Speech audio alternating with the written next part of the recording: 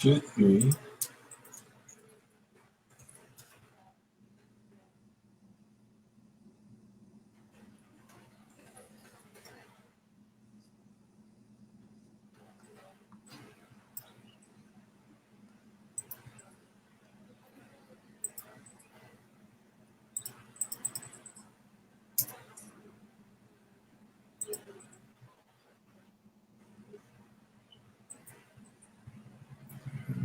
That's good.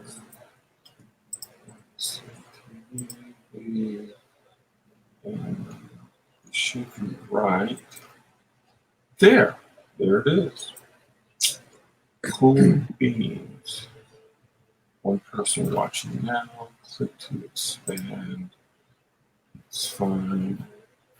And hey, William just tuned in. Hey, William.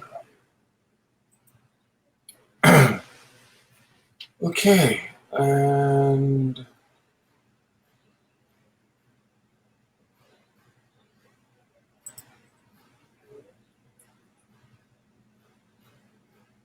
this. Share. Copy link.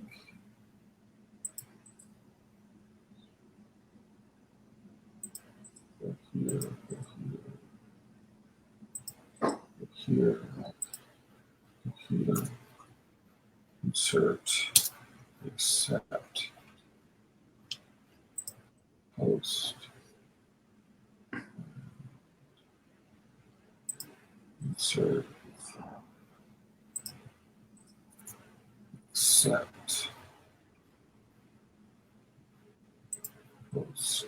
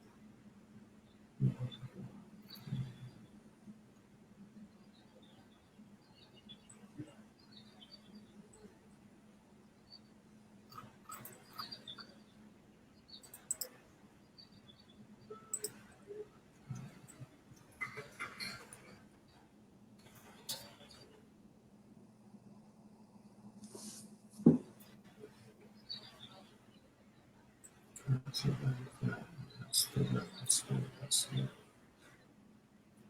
And yes, I know I'm 1 minute over. I accept that.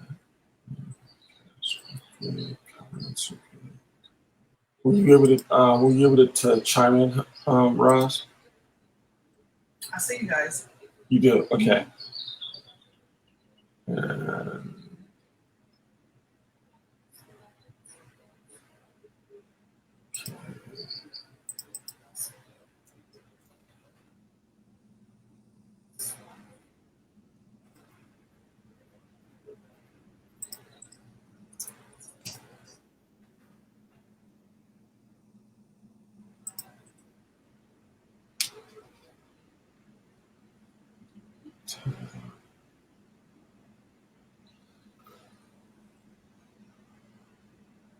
so I hope I did this right. I think I did this right. It feels like I did it right. Okay. All right. So let's keep this pig and get it started. So good afternoon. Thank you, everybody, for joining us on a Sunday. To those individuals that it applies to, happy Mother's Day to you. This is our fourth installment of considerations of filmmaking in a post-Corona-19 environment. Some of the scenarios that we were talking about were, what does this mean trying to do social distancing within the film community while it's done on set?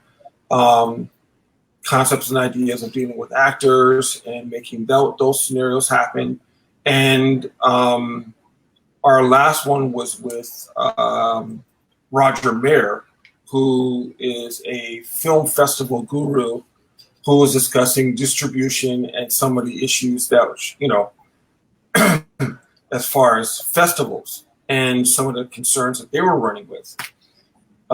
Today, we have the absolute pleasure of having Dan Taylor with us. Dan is with the Inland Empire Film Services. He's been doing it now, well over 5 years now. Is that right, Dan? Well, I've been in the industry for about 18 years. But the company I'm with right now is currently about 4 years old. About 4 years old. So today's conversation, or what it is we're trying to set up and get in place today, is to find out some of the challenges of, setting up locations and, social distancing within that area, some of the concepts that independent filmmakers are going to have to be aware of, trailers, scouting, location scouts, and the actual film permit process in and of itself. I'm going to open the floor now and pleased to announce, push this button. Hello button. Hi. Hey. And there's Dan Taylor. Yeah. Thank you so much for joining us, sir. Oh, my pleasure. My pleasure. Glad to be here. So, before we get into the nuts and bolts of the what your company does, let's do some broad strokes of the industry within the Inland Empire. Do you particularly deal with the Inland Empire, or are you like San Diego as well, or? Well, most of the work I do is in San Bernardino and Riverside counties, what's considered the Inland Empire. I do a little bit into LA, but mostly on the borderlines like Pomona. I'll go into Pomona, do some work there, and I also work a bit into Imperial County. But I don't usually venture that far from. There's enough work here to keep me busy.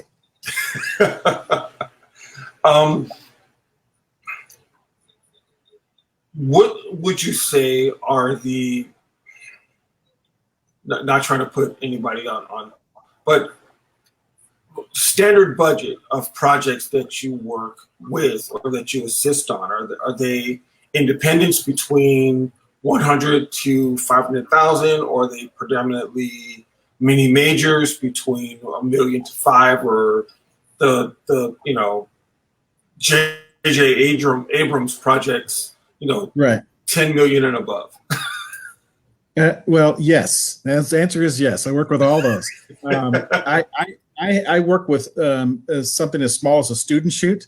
I get students from New York Film Academy and UCLA and from Chapman University and from all over. So I get students that in their budgets are anywhere from a couple $100. Some of them have pretty big budgets.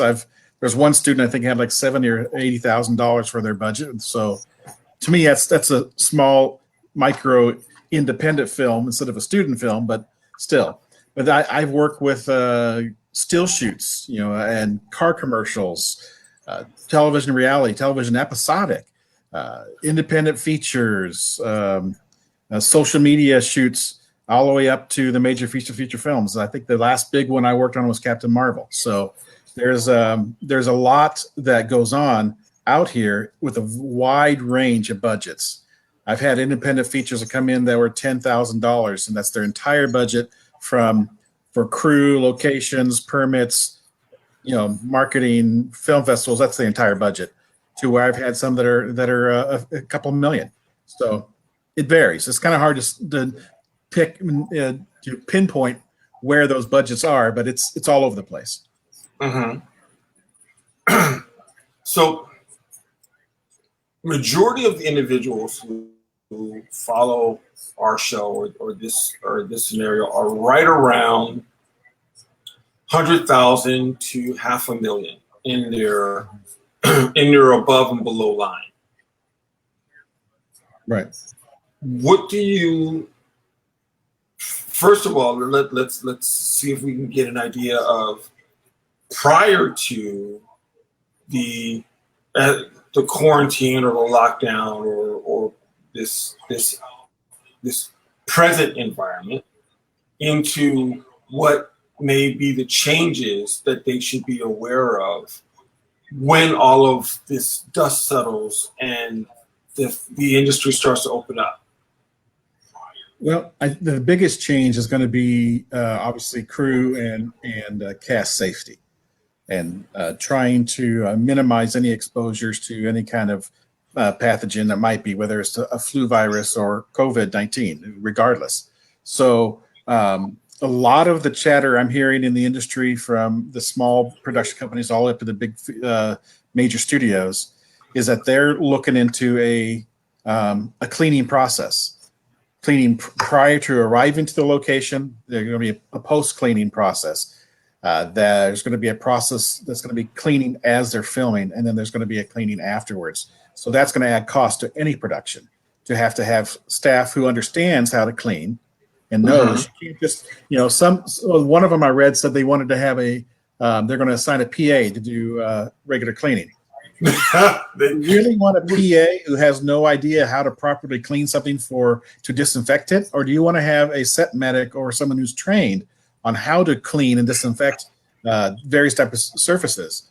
So that's going to be a challenge for a lot of productions. Some won't have the money to do that, and they're going to have to get creative on how they make things work. But that's going to be the biggest challenge. How do we keep the crew and cast safe?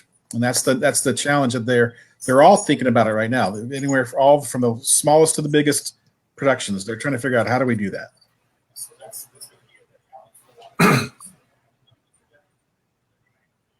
What do you believe for you? What's going to be the new challenges for you in assisting in getting a permit in place? Well, there's I don't know. The answer to that question is I really don't know, because we haven't gotten to that point yet. I do know that there's going to be a lot of issues with trying to get locations for extended periods, because if you're going to say Warner Brothers wants to come out and shoot in a house out here in the Inland Empire, they found a mansion they want to shoot in. Well, they're going to have a crew come in prior to clean. Then they're going to have the art department set things up. Then they're going to have to figure out how are they going to scout it. Are they going to do a tech scout? Is it going to be, and once they do the tech scout, how are they going to lock down the location so that there is no contamination? So all of a sudden, a 2 to 3 day shoot becomes 2 to 3 weeks. How do you do that? How do you inconvenience a family and say you can't be in your house for 2 to 3 weeks for something that's really should have only been 2 or 3 days? Right. So that's the discussion. That's a serious hotel bill. Yeah, exactly. It's an expense too. It's a serious expense, not only for the hotel bill for the family, but it's an inconvenience for them. Plus, they're renting a location, and they have to pay for that location for 2 weeks versus 2 or 3 days. So it's a big hill to climb, and right now we really don't know what's going to happen until we actually get into it and start saying, okay, the doors are open, let's start filming and go from there. Now, when I just said something, I want to make a little jump here. Okay. LA is not really issuing permits right now. Correct. They're case by case, but that's basically they're shut down. Out here in the Inland Empire, most of the jurisdictions are still considering permits, with the caveat they are following the CDC and the state guidelines of protection, social distancing. They are wear masks and gloves when appropriate, etc. So 10 people or less. So those things, as long as you can fit within those categories, you're fine. But if you're a shoot that has to have 50 people in the background for, how do you do that? Even if the door is open where they say you could have more than 10 people, how do you safely have background in your shot? It's an unknown right now. And there's going to be some people who have to sit down and really figure out how do we make it work. All right, so let's talk about that. Like right now, Los Angeles is not accepting any permits at all. But is Riverside is Inland Empire Riverside open, or is it a soft, like they're just putting their toes in the water? They are open to consider any permits. Okay. With the caveat again that they follow the CDC and the state requirements. That will be, again, 10 people or less, social distancing. So there are certain things that they have to follow. If you're, for example, I have Top Gear coming out. Top Gear wants to shoot out here, and they say, no problem. We can make that work really easy. 10 people or less, no problem. We're going to have people inside a car by themselves with cameras that are stuck to the glass on the windshield and on the door and everything.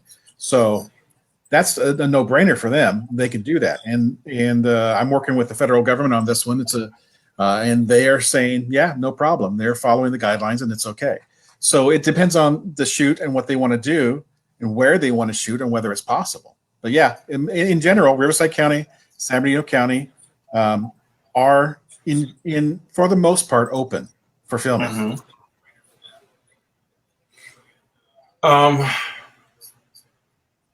Okay, and you have the right to not answer, but how do you feel about it being? Do you think it's too soon? Do you think that it is Riverside being a in the words of Cuomo, a petri dish? Yeah, it's a good question. It's kind of hard to quantify. I'm not sure. Are people getting together at 10 people or less right now, just as a general public? Yeah. My next door neighbor had a birthday party the other day. And there were people over here enjoying the party. So people are doing it. Whether it's right or not, that's a question it's kind of hard to answer. If they're following all the guidelines, they're not breaking any rules. So in essence, they're okay. Mm-hmm. But that's a question that you have to figure out for your own moral code, your own self identity. You have to figure out, how am I going to cope with this? How am I going to agree with this or not agree with it? And I think that's where, if you heard about Riverside County, who's relaxed some of their restrictions for COVID-19, there was a lot of discussion about that. Some people were against it, some people were for it. And there's a lot of debate on that. So it has to do on a person-to-person basis, really, on whether you feel it's safe or not. And the county is both counties are definitely going to say, where are you filming? Are you going to be in an area where there's going to be a lot of people? The answer probably would be no, you can't shoot. But if you're going to be out in the desert, are you going to be on a road where you have CHP holding traffic and making it work to do a regular road shot? Then yeah, that's probably possible. There are things like that are doable because it's the exposure is limited. Okay. So let's go through the permit process. My understanding, a little birdie told me this, is that you are a magician and that you can make a 3-week process into like a 3 to 5 day process. Well, yeah. Let me clarify that statement. That took a long time to get that to work. But my partner and I, Sherry Davis, has worked with. Hi, Sherry. Happy Mother's Day. I'm sure she's excited to hear that. We worked with the Bureau of Land Management in the Barstow region, which gets a lot of filming. There's a lot of filming out in their desert area. And it used to take 3 to 5 weeks to get a permit. So my partner sat down with them and said, hey, listen, let us help you. Let us figure out what we could do to make this easier on you as an agency. And so what we do, this is what we do with every agency we work with. We'll come in and talk to them, and if we may have an agreement with them, we will find a way to make the process easier for them and take any work that we can legally take off their shoulders and do the work on their behalf, and then it goes to them for approval. Then they could review everything, do whatever they need to do, and send it back. So that 3 to 5 week process that they used to have, now with our agreement with that agency, we can get a permit done in 3 to 5 days, because we take that work off that government agency's shoulders. Because as much as people don't realize, federal government doesn't have as much money as they think they have. A lot of the government agencies are short-staffed, especially the Bureau of Land Management and the U.S. Forest Service. And filming can be a bother to them, to be honest. It could be an inconvenience. So what we want to do is, what can we do to make your job easier? And if we can make their job easier, we make filming easier. Another example of that is that the supervisor for the San Bernardino National Forest about 20 years ago came to my partner and said, listen, we're closing the forest to filming. Can't film in Big Bear, you can't film in Lake Arrowhead. We're going to close it all because we don't have the staff to do it. We can't handle the work. So for about 50, but then my partner said, tell you what, we'll help you. Let us help you. Let us do some of the work for you and help you process those permits. So for about 15 of those 20 years, we assisted the Forest Service for free at no cost to them to be able to keep the forest open for filming. Otherwise, the only place you'd be able to shoot is in the Angeles National Forest in LA. And if you're a filmmaker, you know the Angeles National Forest is sometimes open, sometimes closed. They're kind of hot and cold. But we've been able to keep the San Bernardino National Forest open because of our relationship with the Forest Service, trying to assist the agencies with their work. So we come at it at a different angle. We don't come at it and say, what can we do for the film industry, which is what we want to do. Our ultimate goal is help the film industry, but we do that by helping the government agencies with their work. If we could help them, then it's going to make it easier for filming in the end run. So that's kind of how we look at it. Okay. Well, first of all, I commend you for being very proactive in getting that done and keeping that in place. Is there a particular production or content like? I know that Hollywood doesn't like music videos on their streets. It's just something that they just, when they just cringe when they hear that, we want to shoot a music video here. And it's like, So I understand why they feel that way. We welcome music videos, but I do understand the hesitancy of LA of not wanting them because unfortunately in the past they've gotten a bad rap and they've had a bad reputation because there were a few productions out there that were kind of breaking the rules. And so that led to a misconception that all music videos are paying to work with. That's not the case. Right. If you and I know, any of us in the industry understand 99% of the production companies out there are above boards, try to do the right thing, and they work really hard. It's that 1% that try to cut corners and try to break the rules, the ones that make the industry look bad. And that's what happened in the music video industry, in my opinion, is that there's a few bad apples out there who kind of made the music industry look bad. And so makes it kind of less palatable when a music video comes out. I've had good music videos. I've had really bad music videos. You're a musician. Yeah, and I'm a musician, man. I love music. So right. I have a bachelor's in music education. So it's definitely one of those things where music is a passion of mine, but they can be a challenge because a lot of the times music videos have a very small budget. You know, very few of them have the Beyonce budget, right? Most Well, of I them. mean, I mean, we're actually going to have that conversation in about 2 weeks. But one of the things that was brought to me was the fact that since the record labels are no longer funding music videos, it falls upon the artist and the artist management to do Right. so. Because I come out of music videos, you know, back in the day when the budget for a music video was like 25 to 50,000, you know, I was Right. like, yeah. And now I'm lucky if I hear $5,000 as a budget for, you know, for the same music video that we were shooting, you know, on a $15,000 to $25,000 budget. Right. Yeah, it's changed. The market has changed, and you know, it used to be in the commercial industry for commercials. An ad agency will go put a bid out to 5 different production companies to say, this is what we want to do. We want to have this happen for our product we're trying to sell. And then those 5 production companies will usually give us a call, figure out what, you know, what's available, what can they do with their ideas, and then they send a budget back to the ad agency.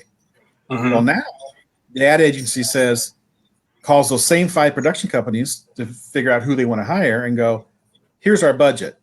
This is what we want. Show us what you can do. And then whoever has the best idea and comes back with the best plan is the one that wins the bid. So that completely changed the thing. It used to be you chose the budget and you bid on it. Now it's like, we're only going to spend this much. This is as far as it's going to go. And so the market has changed. It's a different way of doing business in the film industry.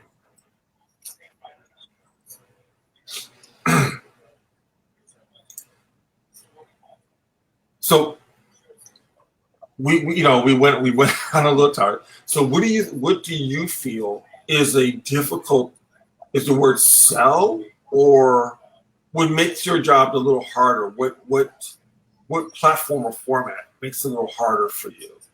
Is it the true independence trying to get into somebody's house, or is it a music video? What presents? What's a yellow flag? Not a red flag, but just, you know. Unfortunately, budget is a problem.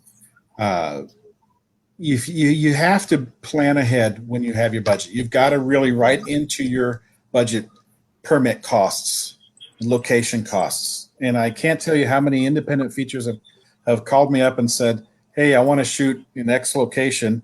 And I'll tell them, this is how much it costs you to shoot this. This is what the agency charges you. This is what the fees are. These are all the ancillary things you have to do to get that permit. And they go, oh, I don't have that in my budget. Well, that's the cost. And so, can you give me a discount? Well, no, I don't think the federal government's going to give you a discount. They're not going to do that. Neither will the city or the county or the state. There are no discounts. They just don't do that. And so I would say that's my biggest challenge is, how do I find this production? How do I help them? They want to shoot in this expensive place as permits are really expensive. And how do I find them something that's comparable? It's in a place where the permits are a little cheaper. And that's the big challenge. How do I do that? And it's not always easy. And sometimes I could do it. Sometimes I could save the production and go, here's an alternative location, cut your permit price in half, and let's make this happen. And then I save the day. Other times I have to give the bad news and say, I don't know where there's other locations. Here are some references to call. Hopefully they could help you. But I have nothing that matches what you look for the price that you want.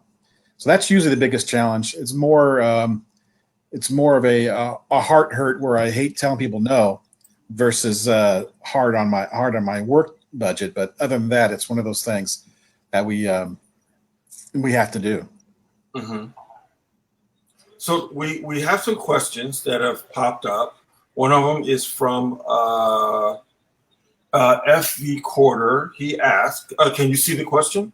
Yeah, I sure can. Yeah. How did he, meaning you, see the COVID-19 changing the permit process in the IE? Well, it all depends on where this goes, but it definitely is going to make it might make permits more expensive because government agencies are going to have to maybe put in some guidelines that have to be checked on. It's hard to say. None of the government agencies has yet come out and said this is what we're going to be doing for permits, but it might lengthen the permit process. It may be a permit that you could have got in 4 days now might take 8 days because there's other steps that the government has to go through to figure out are safety procedures being met. And so I would say it's probably going to be the case, is that it may increase prices, it may not. It's hard to say. We're in a kind of in a limbo right now until we actually get into the process, figure out how bad of impact this is going to be or not. So do you specifically deal with film permits, or do you also do special use permits?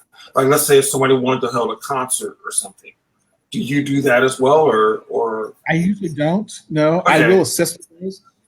Some of the concerts want to do a film coupled with the concert. They'll want to do like film a live concert, and sometimes, depending on the jurisdiction, that might be 2 different permits. You have to have a special event permit to have the event itself. And then there also might be a film permit to actually film that event.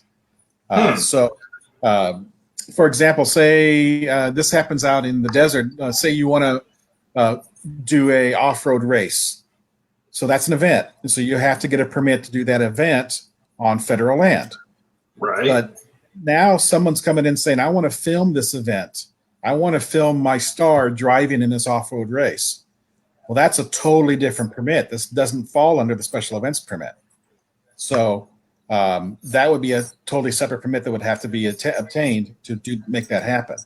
So, but special events, I usually steer clear of those because they can get very complicated and get very, very detailed, and they can take a long time.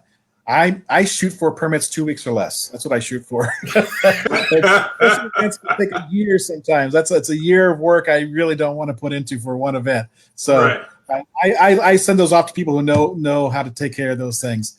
I'm a short-term guy. Give me 2 days to 2 weeks to get a permit done, and I'm happy. I like the stress. So personally for you, are you looking okay, since yes, the county is currently accepting and looking at permits. So would you prefer a soundstage or a location? I mean, it's of course it's easier if it's on a soundstage or if it's in like an enclosed scenario versus trying to shut down, Van Buren. Boulevard. Yeah. Well, filming on location, 99% of the state of California requires a film permit if you're going to film on location. So if anybody ever tells you, oh, yeah, if you're on private property, you don't need a permit, they're wrong. There's very, very few exceptions to that. Now, filming on location requires a permit. If you're in a studio that's been actually designated as a studio, there's no permit required to shoot inside a studio. That studio's already got that designation as a film studio. So you could hold your business in there and shoot anytime you want to. No permits to film there are required. So that's where the difference is. So if you go into a studio, then all the film permit costs have gone away because you're paying for studio instead of paying for a location and a permit. Okay, so if the studio in and of itself stands alone, are there requirements that you see coming from your office or from the permit offices that is going to force them to, not force, that's the wrong word, guide them, help them, insist after this COVID-19 post-COVID-19 environment? I don't see anything that would come through a film office that would have to make those requirements. I can see from a governor's, or elected standpoint, where regulations or laws are passed. I could see something like that maybe happening. But to be honest with you, most studios already have started to build procedures to do within their studios. Mhm. They're already in the works to try to get that to happen. So it's almost going to be really a self-regulating process for now, and unless something goes wrong, something happens. God forbid a shoot goes to where all of a sudden the whole crew and cast catch something, then that might spur the government agencies to say, okay, now we're going to have to do some regulations. For now, it's all self-regulating, and I can see the studios are already working on processes for in-studio work, cleaning, disinfecting, protecting crew and cast. That's already in their minds, and they are already drafting rules and regs within their own companies that they're going to institute once the door is open for larger bodies of people to gather together. That's already in the works. So personally, are there some, this is another great question that we got. Let me show it to you here. Personally, do you think that there are there any articles or any items that you either change or remove from the permit process now that we're in a post-19? Nothing that's right now has come down the pike that the permit process is going to be changed. No, you personally, is there something that you like looking at your permit process before and what was, and what the little check marks are? Is there something that you would like to see removed, or I would absolutely start asking questions about what's your procedures? How are you planning to safeguard your staff and your crew and your cast? Send me a copy of your safety procedures. I would ask for things like that. Are you hiring a set medic? Got it. Do you have somebody on set to make sure the health of the cast and crew are taken care of? I would be asking those questions. Would it be a part of the permit regulations and requirements? Not right now, but it might be in the future. But that would definitely be something I would be asking for on a volunteer basis at the very beginning to say, can you please provide me with what you're doing so I could see that you are doing the best you can. And then if I see there's an issue, I could advise the government agency and say, you might want to take a second look at this one. Mm-hmm. So are you pro set medic? I am pro set medic even before this started. I think a set medic is actually a vital crew position for a lot of shoots. Now, obviously, if you're a small, little, tiny 10-person shoot, that might be a cost that's it's just too much. But in the past, now it may have to be a requirement. I don't know. But I do believe a set medic would make a big difference on making sure the safety procedures are adhered to and they're followed, and checking temperatures to make sure people aren't coming on to set sick. Things like that are, I think, would be of vital importance moving forward in the future.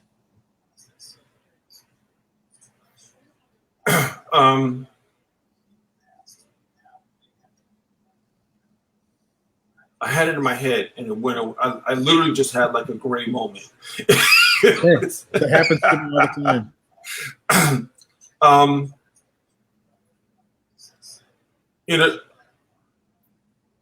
In a Dan Taylor world, Dan Taylor here. You are, in a Dan Taylor world. Are you pro? Well, definitely, pro mask, pro set medic. Have you had a chance to review? And I'm placing this against. Have you had a chance to review or to read the considered protocols that were released by Lionsgate and Warner Brothers? I have. I've read Lionsgate. I've read a few other small production companies of things that they've put out, saying this is what we're looking at. But it's a fluid document. It's not done yet, So, but they had things in there. These production companies have things like a protected path for the cast, minimal crew on location while filming to protect the cast, because the cast is your moneymaker for a production. I think the crew is a moneymaker, but a lot of production companies consider the cast as a moneymaker. There's a lot of producers and directors, and cameramen in there that just went like, Tom's our guy, Dan's our guy. Well, the cast is important, but the cast can't win without the crew behind them. That's my opinion. But then again, you can't have a show if you don't have a cast. So I understand there's concerns. Also, cast, are they above the line? They cost more money, so you want to protect your investment. So I see how a production company is going to say, we're going to add these extra procedures to protect the cast. That all makes sense to me. I understand it, but I think everybody on the sets is vital, and what happens behind the scene is just as important as it happens in front of the camera. Mm-hmm. I really appreciate you taking time out of your day to speak with us. This, and it's very informative. We've been putting your website, scrolling it across the bottom. So, Dan just gained many fans. Yes, he did. Dan Taylor, thank you again so much for taking time out on this Sunday to talk with us. You were very informative. I'd love to have you on the show, on another day. Hopefully this is, Okay. And hopefully in our studio, like we're right off of Yucaipa and Wilderness. So we'd love to have you come down and when this is ready for us. What about background? I'm not sure if I understand the question. The background, that's going to be a challenge again. Some shows you see there's 50, 100 people in the background. It's going to be a challenge. How are they going to do that if, say, social distancing stays in effect even after filming has been opened up? How do you fill in a bandstand with background?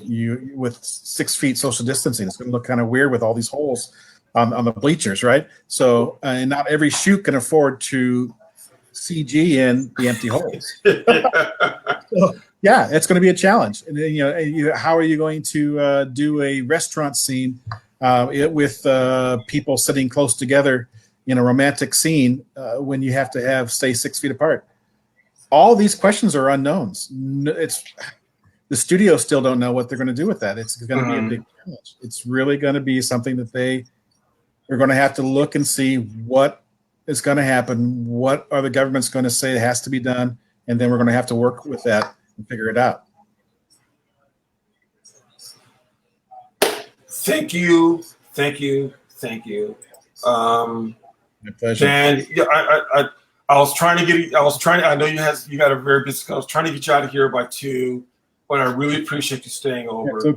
It's okay. Thank you again, and thank you everybody for joining in. We're going to leave this posted up as usual for the week. I saw some people were going to the other scheduled. We had another one that we had scheduled, but we couldn't get our link started. And then was one other person just popped in. The avatars will be, there's a new avatar that just signed to CAA for $15 million. And it's actually an avatar. It's really weird. But Dan, enjoy the rest of your Sunday, and we'll talk soon. My pleasure. Anytime. Thank you, and thank everybody thanks for joining us today. Have a pleasant day. Bye, Dan. See ya.